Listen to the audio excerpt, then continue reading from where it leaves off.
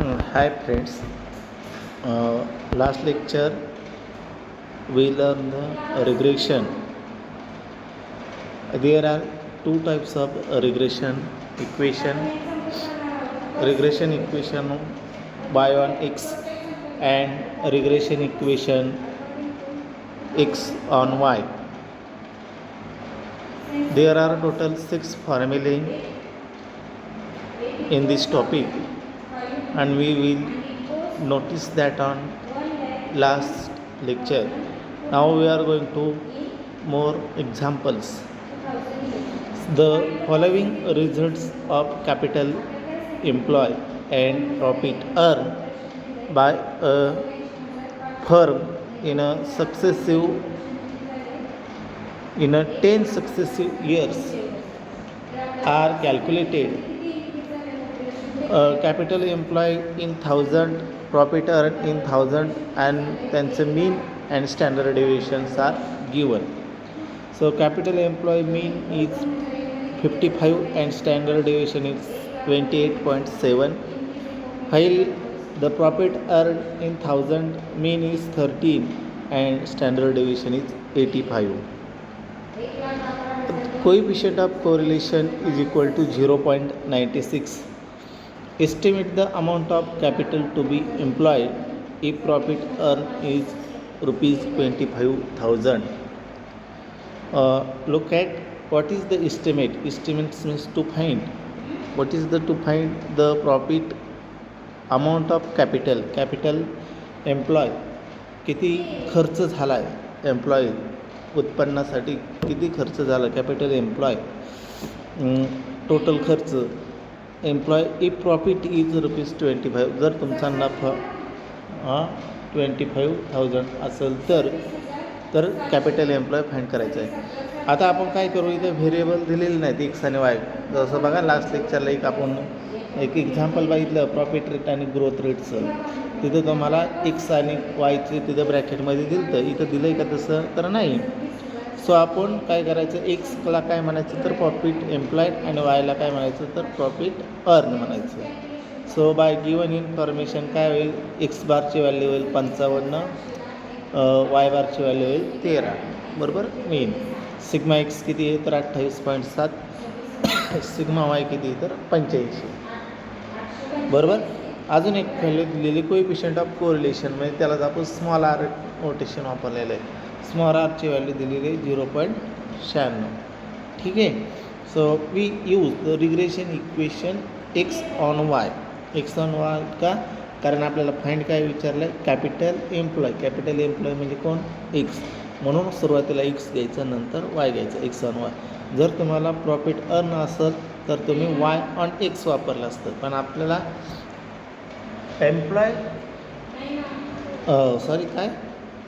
Capital employ find करायचं आहे म्हणून एक्स ऑन वाय फाइंड करायचं आहे. So regression equation on X on Y is काय असतं तर R X minus x bar is equal to R into sigma x sigma Y आणि into Y minus Y bar. जर तुम्हाला standard deviation दिले असतील तर हा फॉर्म्युला वापरायचा. जर स्टँडर्ड डेविएशन नसेल दिला तर तो दुसरा covariance x y divided by sigma y square into Y minus y बारचा तो. So x minus 55 into 0.96 28.7 divided by 85 into Y minus 13. अगोदर हा भागाकार करायचा 28 भागिले 7 गुणिले 85. So x minus 55 is equal to 0.96 into 0.34 येते इथे इंटू वाय मायनस 13. आता हा गुणाकार करा, तो गुणाकार 0.33 येईल. X minus 55 is equal to 0.33 into Y minus 13. 0.33ने आतमध्ये गुणा तर 0.33 y minus 4.29.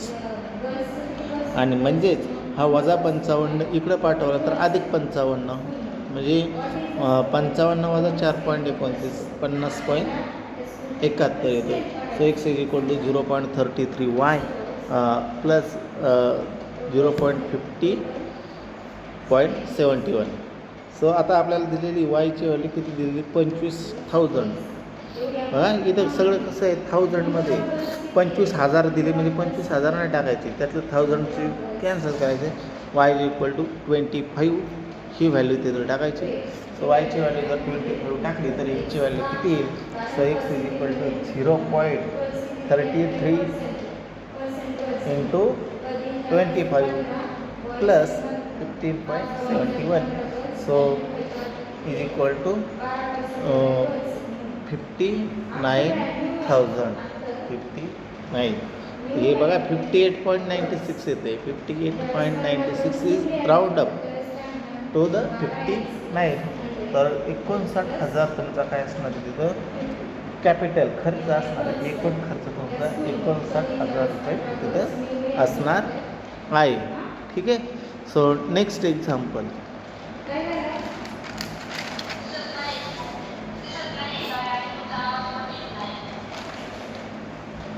Example, if n is equal to 20, summation x is equal to 80, summation y is equal to 40, summation x square is equal to 1680, summation y square 320, summation xy 480.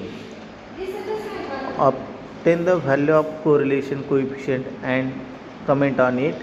Also find the equation of line of regression x on y. म्हणजे correlation coefficient R find करायचा आहे. R find करायचा म्हणजे त्या 4 स्टेपचं calculation करायचं आणि पुढं regression equation x on y find करायचं. So step first x bar आणि वाय बार फाइंड करायचे. Summation x upon n 80/20 4, y bar summation y upon n 40/20 2. ठीक आहे. स्टेप सेकंडमध्ये काय फाइंड करतो? Sigma x sigma y. Sigma x summation x square upon n minus x bar square 1680/20 वजा 4चा वर्ग 84 वजा 16 68 स्क्वेअर रूट घेतलं तर 8.25. पुढं sigma y summation y square upon n minus Y bar square 320/20 वजा 2चा वर्ग म्हणजे 16 वजा 4 वर्गमुळात 12 आणि वर्गमुळात 12 म्हणजे व्हॅल्यू येते 3.46. ठीक आहे. Step first. Step second. Step 3मध्ये काय फाइंड करायचो? Covariance x y is equal to 1 upon n summation x y minus x bar y bar 480/20 वजा 4 गुणिले 2 480/20 24 वजा 8 24 वजा 8 16. स्टेप 4 फॉर्म्युला कोरिलेशन कोएफिशियंटचा आरचा कोव्हॅरन्स एक्स वाय भागिले सिग्मा एक्स सिग्मा वाय 16/8.25 गुणिले 3.46 16/28.55 28.55 जर 16ला भागितलं तर 0.56 झालं. स्टेप हे तुमच्या 4 स्टेप पहिल्या चॅप्टरमध्ये. आता पुढं आपल्याला जास्त विचारलं आहे. काय विचारलं इक्वेशनमध्ये? तर find the line of regression X on Y. मग एक्स ऑन वायचा फॉर्म्युला वापरा. कोणता वापरणार? सिग्मा एक्स सिग्मा वाय आणि आर पण माहिती आहे म्हणजे कोणता वापरायचा? X minus x bar is equal to R into sigma X upon sigma Y into Y minus Y bar. Value put करा त्याच्यात आणि कॅल्क्युलेशन करा. ठीक आहे. नीट बघा येईल असं येईल ते चेक करा.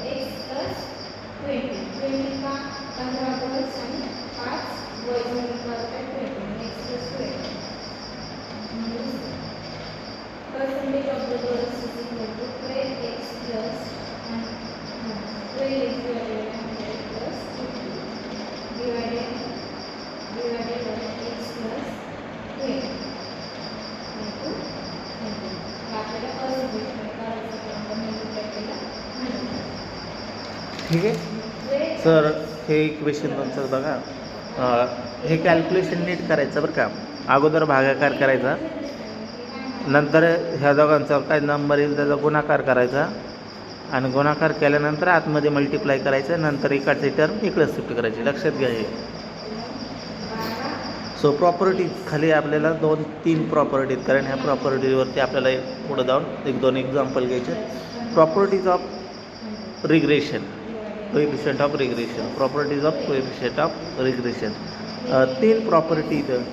The algebraic sign of coefficient of correlation and that of regression coefficient is same as that of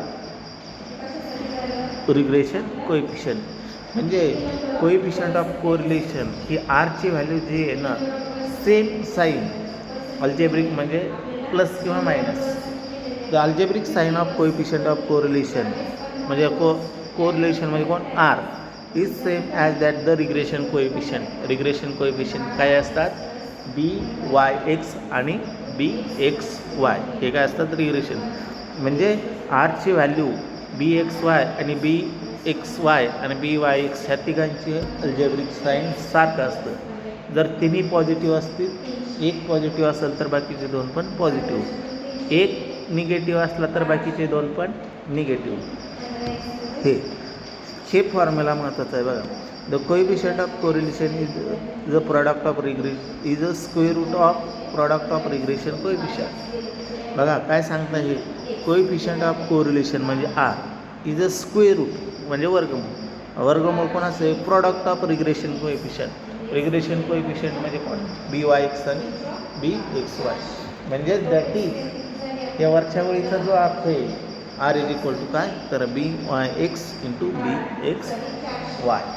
कळालं ठीक आहे. सो नेक्स्ट प्रॉपर्टी आहे if one of the regression coefficient is greater than unity. Unity म्हणजे one.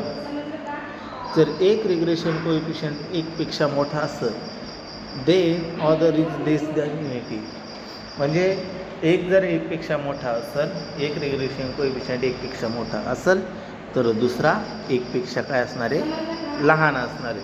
म्हणजे उदाहरण द्यायचं झालं suppose तुमचा b Y x is equal to जर 1.6 असेल 1.6 काय झाला एकपेक्षा मोठा झाला तर दुसरा काय असणार आहे बी एक्स वाय तर पॉईंटपेक्षा 0.6 असेल 0.7 असेल 0.67 असेल म्हणजे एकपेक्षा लहान असेल अशा पद्धतीने. ठीक आहे. आता एक्झाम्पल्स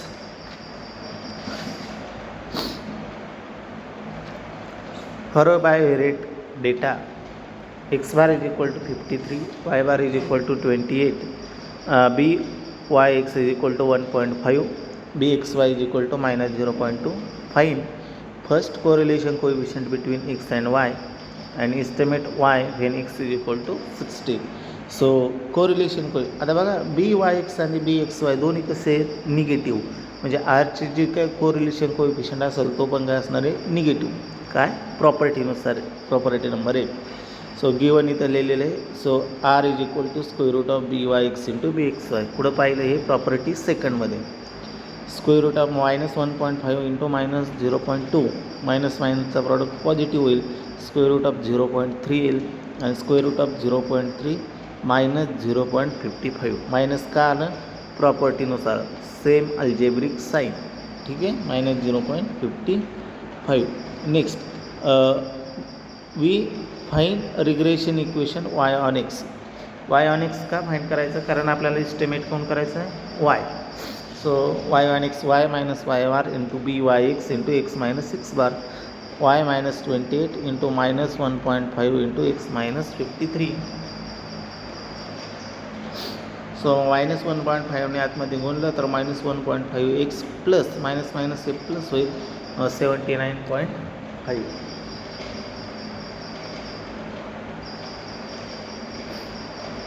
आणि मग हा -28 इक्वल चिन्हाच्या इकडे घेतला आहे म्हणजे ह्याच्यात अधिक झाला तो. 179.5 मध्ये जर तुम्ही 28 मिळवलं तर y is equal to -1.5 x plus 107.5. आता काय करायचं आहे for x is equal to 60 म्हणजे एकची व्हॅल्यू तुम्हाला किती टाकायची 60 टाकायची. एकची व्हॅल्यू जर 60 टाकली तर -1.5 इंटू 60 अधिक 107 हे माझा 90 अधिक 107.5 वाय इज इक्वल टू 17.5. ठीक आहे. असे छोटे छोटे एक्झाम्पल्स आहेत ते. नेक्स्ट आपल्याला अजून एक एक्झाम्पल घ्यायचं आहे. If x bar is equal to 5 and y bar is equal to 3 and by x is equal to -0.6 sorry minus नाही plus 0.6 not minus. obtain the regression estimate y ची value find करायची for x is equal to 3. y ची value find करायची म्हणजे कोणतं equation वापरायचं y on x. जे find करायचं ते ऑन वापरायचं. वायची फाईंड करायची वाय ऑन एक्स, एक्सची फाईंड करायची एक्स ऑन वाय. ठीक आहे, अशा पद्धतीने. So regression equation y on x y minus Y bar b Y x into x minus x bar y minus 3 into 0.6 into x minus 3 म्हणजे 0.66 minus 0.6ला जर 5 निवडलं तर 3. So y minus 3 is equal to 0.6x minus 3 -3 cancel होईल both साईडची. Y is equal to 0.6x राहील आणि मग ह्यात एकची व्हॅल्यू किती टाकायची, तर एकची व्हॅल्यू 3 टाकायची. So y is equal to 0.6 into 3 0.6 into 3 1.8. असे तुम्हाला हे असे एक्झाम्पल तुम्हाला MCQमध्ये असतात. ठीक आहे. So we are going to stop here. Next lecture we are going to some more examples and then next lecture chapter will be completed. It's okay. Thank you.